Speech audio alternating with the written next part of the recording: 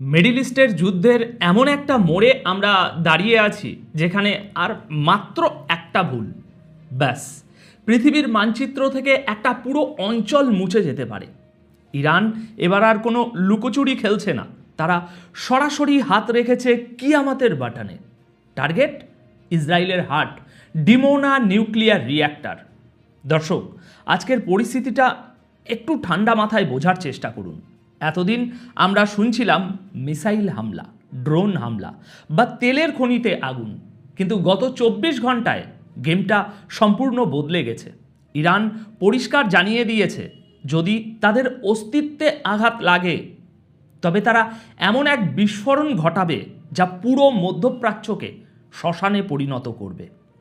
আজকের এই ভিডিওতে আমরা পয়েন্ট টু পয়েন্ট বিশ্লেষণ করব, আসলে পর্দার আড়ালে কি চলছে। আমেরিকা কি সত্যি ইরানের নেভিকে নিশ্চিহ্ন করে দিতে পারবে, নাকি ইরানের মিসাইল সৌদি আরবের মাটিকেও যুদ্ধের ময়দান বানিয়ে ফেলবে এবার? আর ডোনাল্ড ট্রাম্পের হাতে যে অসীম ক্ষমতা দেয়া হলো আজ, সেটা কি দুনিয়াকে তৃতীয় বিশ্বযুদ্ধের দিকে ঠেলে দিচ্ছে? আসুন ইমোশন সরিয়ে রেখে লজিক দিয়ে খেলাটা বুঝি। আজকের প্রধান 3টি ব্রেকিং নিউজ দিয়ে শুরু করা যাক। আজকের প্রথম বড় ব্রেকিং, ইরান তাদের ফাইনাল কার্ড খেলে দিয়েছে।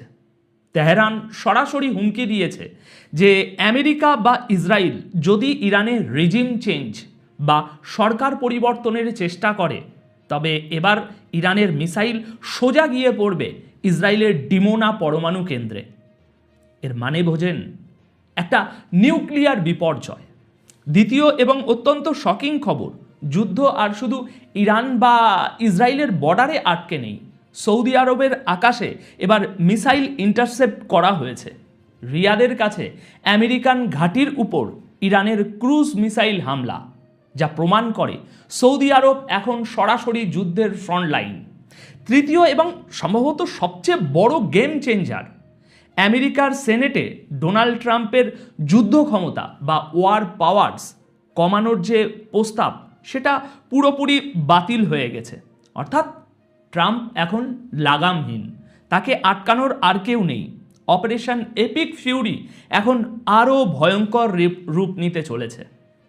আজ 5ই মার্চ বৃহস্পতিবার সকাল 9টায় এই খবর পড়ছি। চলুন প্রথমেই আসি সবচেয়ে ভয়ঙ্কর সিনারিওতে। ইরান কেন হঠাৎ ইসরায়েলের নিউক্লিয়ার রিঅ্যাক্টরকে টার্গেট করার কথা বলল?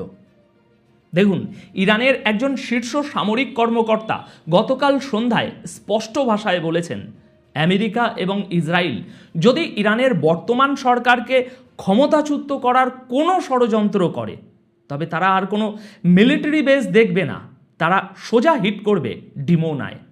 এখন প্রশ্ন হলো, কেন ডিমোনা? দর্শক, ডিমোনা হলো ইসরায়েলের পরমাণু কর্মসূচির একেবারে কেন্দ্রবিন্দু। সেখানে প্রচুর পরিমাণে ইউরেনিয়াম এবং তেজস্ক্রিয় পদার্থ মজুদ রয়েছে। যদি ইরানের কোনো হাই স্পিড ব্যালিস্টিক মিসাইল বা হাইপারসোনিক মিসাইল সেখানে আঘাত করে, তবে সেটা কোনো সাধারণ বিস্ফোরণ হবে না। ওখান থেকে যে রেডিয়েশন ছড়াবে তা শুধু ইসরায়েলের জন্য নয়, ফিলিস্তিন, জর্ডান, পুরো অঞ্চলের যে একটা বসবাসের পরিবেশ হয়ে রয়েছে সেখানে, সেই বসবাসের অযোগ্য করে দেবে অঞ্চলটাকে। একেই বলে নিশ্চিত ধ্বংস। আর এটাই হলো আসল খেলা। ইরান জানে কনভেনশনাল ওয়ারে আমেরিকার ওই 250টা ফাইটার জেটের সাথে তারা পেরে উঠবে না, তাই তারা এখন অ্যাসিমেট্রিক যুদ্ধের হুমকি দিচ্ছে। বার্তাটা পরিষ্কার, আমরা ডুবলে সবাইকে নিয়েই ডুবব। ডোনাল্ড ট্রাম্প বলেছিলেন ইরানের হাতে তিনি কখনোই নিউক্লিয়ার ওয়েপেন বা পরমাণু বোমা আসতে দেবেন না, কিন্তু ইরান পাল্টা চাল ছেলে বলছে, আমাদের বোমার দরকার নেই, তোমাদের বোমা ফাটিয়েই আমরা কাজ তামাম করে দেব। সিরিয়াসলি বলুন তো, এই হুমকির পর কি আর কোনো সেফ জোন বাকি থাকে? আচ্ছা, এবার আসি যুদ্ধের ময়দানে। আপনারা হয়তো খবর দেখছেন, আমেরিকা দাবি করছে তারা ইরানের কমান্ড সেন্টারগুলো গুড়িয়ে দিচ্ছে। অপারেশন এপিক ফিউরি চলছে। আমেরিকার ডিফেন্স চিফ পিট হেক্সাত তিনি বাঘের মতো গর্জন করে বলছেন, আমরা ইরানি নেভিকে সমুদ্রের তলায় পাঠিয়ে দেব। পরিসংখ্যানটা শুনলে আপনার মাথা ঘুরে যাবে। আমেরিকার সেন্ট্রাল কমান্ড বা সেন্টকম ইরানের দোরগোড়ায় কি কি এনে জড়ো করেছে জানেন? 250টি অত্যাধুনিক ফাইটার জেট, 14টি এরিয়াল রিফিউলিং ট্যাঙ্কার, যাতে বিমানগুলো আকাশে ওড়া অবস্থাতেই তেল ভরে আবার হামলা করতে পারে, 2টি বিশাল এয়ারক্রাফট ক্যারিয়ার এবং 7টি যুদ্ধ জাহাজ। এর বাইরে আরও 100টি সাপোর্ট ভেসেল আছে। মনে হচ্ছে যেন তারা কোনো ছোটোখাটো দেশ নয়, বরং পুরো একটা মহাদেশ দখল করতে এসেছে। কিন্তু এখানে একটা মজার বিষয় আছে যা মেন স্ট্রিম মিডিয়া আপনাকে সহজে বলবে না।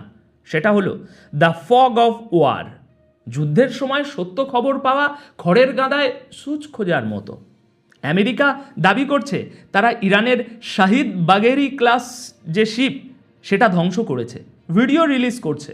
অন্যদিকে ইরান দাবি করছে তারা 500-র বেশি আমেরিকান সেনাকে খতম করেছে। দেখুন দর্শক, ইতিহাস সাক্ষী, আমেরিকা কখনোই যুদ্ধের ময়দানে নিজেদের ক্ষয়ক্ষতি সহজে স্বীকার করে না। ভিয়েতনাম থেকে আফগানিস্তান সব জায়গায় আমরা দেখেছি তারা লাশ লুকাতে ওস্তাদ।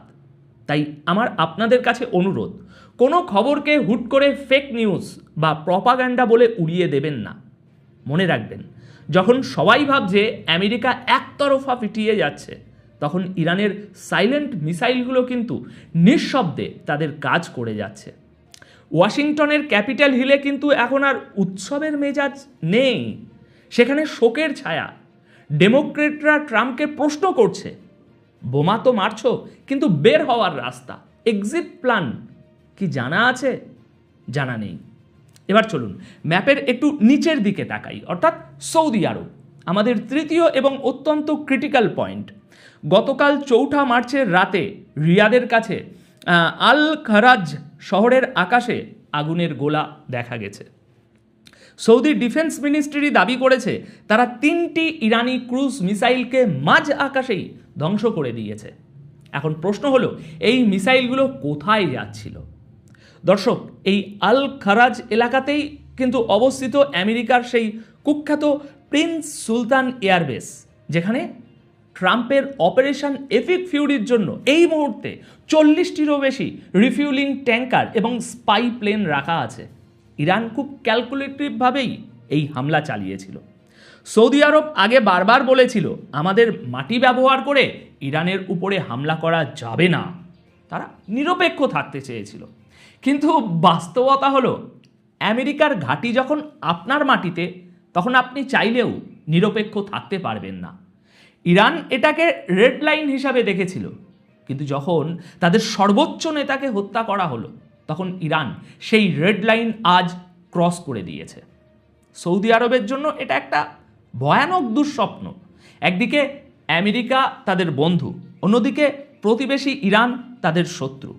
এখন ইরানের মিসাইল যখন প্রিন্স সুলতান এয়ারবেস টার্গেট করছে, তখন মিসাইলটি কিন্তু সৌদি আরবের আকাশ চিরে সৌদির নাগরিকদের মাথার ওপর দিয়েই যাচ্ছে। তাই যদি একটা ইন্টারসেপশন মিস হয়, যদি একটা মিসাইল রিয়াদের কোনো জনবসতিপূর্ণ এলাকায় পড়ে, তখন কি হবে? আমেরিকার তেল শোধনাগারে হামলা হচ্ছে, রিয়াদে অ্যাম্বাসির উপর ড্রোন উঠছে। সৌদির রাজপরিবার, বিশেষ করে মোহাম্মদ বিন সালমান এখন প্রচণ্ড ক্ষুব্ধ। কিন্তু কার উপরে রাগ দেখাবেন? আমেরিকার উপর? সেটা সম্ভব না। আবার ইরানের উপর সরাসরি হামলা চালালে যুদ্ধটা তাদের শোবার ঘরে ঢুকে যাবে। মানে সোজা কথায়, সৌদি আরব এখন জাঁতা কলে আটকে গেছে। আসুন যুদ্ধের ময়দান থেকে এবার একটু ওয়াশিংটনের পলিটিক্সে আসি, কারণ বোতামটা কিন্তু সেখান থেকেই টেপা হচ্ছে। আজকের সবথেকে সিগনিফিক্যান্ট খবর, ডোনাল্ড ট্রাম্প এখন আনস্টপেবল। আমেরিকার সেনেটে একটা রেজলিউশন আনা হয়েছিল ট্রাম্পের যুদ্ধ ক্ষমতা বা ওয়ার পাওয়ার্স কমানোর জন্য, যাতে তিনি কংগ্রেসের অনুমতি ছাড়া ওই যখন তখন মনে হলো ইরানে হামলা করলো, ওটা পারবে না। কিন্তু ফলাফল, সেই প্রস্তাব খুব বাজেভাবে হেরে গেছে। এর মানে কি জানেন? এর মানে হলো ট্রাম্পের হাতে এখন ব্ল্যাঙ্ক চেক আছে। তিনি চাইলেই কাল সকালেই ইরানের উপর কার্পেট বম্বিং শুরু করতে পারে। তাকে আইনিভাবে আটকানোর কেউ নেই। রিপাবলিকানরা, অর্থাৎ ট্রাম্পের নিজের পার্টির লোকেরা তাকে পূর্ণ সমর্থন দিয়েছে। তারা এটাকে তাদের বিজয় হিসাবে দেখছে। কিন্তু দর্শক, মুদ্রার উল্টো পিঠটা দেখুন। কোনো জবাবদিহিতা ছাড়া, কোনো দীর্ঘমেয়াদী পরিকল্পনা ছাড়া একটা সুপার পাওয়ার দেশ যখন যুদ্ধে নামে তখন সেটা কেবল ধ্বংসই ডেকে আনে। ডেমোক্র্যাটরা চিৎকার করছে, বলছে আমরা একটা দীর্ঘস্থায়ী যুদ্ধের দলদলে ফেঁসে যাচ্ছি। কিন্তু ট্রাম্প প্রশাসনের কানে সেই কথা ঢুকছে না। তারা মনে করছে শক্তি দিয়েই শান্তি আসবে। কিন্তু দর্শক, ইতিহাস বলছে মিডল ইস্টে শক্তি দিয়ে আজ পর্যন্ত শুধু রক্তই এসেছে, শান্তি আসেনি। এবার ভিডিওর এই অংশে আমি আপনাদের একটা প্যাটার্ন দেখাতে চাই। এটাকে আমি বলি আন্তর্জাতিক রাজনীতির দুমুখোসা। তুরস্ক, সৌদি আরব, কুয়েত সবাই এখন মোটামুটি ইরানের মিসাইল হামলার নিন্দা করছে। তুর্কির পররাষ্ট্রমন্ত্রী হাকান ফিদান ইরানের পররাষ্ট্রমন্ত্রী আব্বাস আরাকাচিকে ফোন করে বলেছেন, দয়া করে যুদ্ধ ছড়াবেন না। ইরানও সাফ জানিয়ে দিয়েছে, আমরা থামব না। যেখানে আমাদের আঘাত করা হয়েছে আমরা সেখানেই পাল্টা মারব। কিন্তু এখানে আমার একটা প্রশ্ন আছে, আপনাদেরও ভাবতে হবে। যখন আমেরিকা বা ইসরায়েল প্রথমে হামলা চালালো, যখন ওমানের মধ্যস্থতায় ইরান আলোচনার টেবিলে বসতে রাজি ছিল, তখন কেন ট্রাম্প প্রশাসন হামলা করলো? তখন তো এই সৌদি বা তুরস্ক কেউ ট্রাম্পের চোখের দিকে তাকিয়ে বলার সাহস পেল না যে মিস্টার প্রেসিডেন্ট, আপনি ভুল করছেন, আলোচনার যে সুযোগ সেটা নষ্ট করবেন না।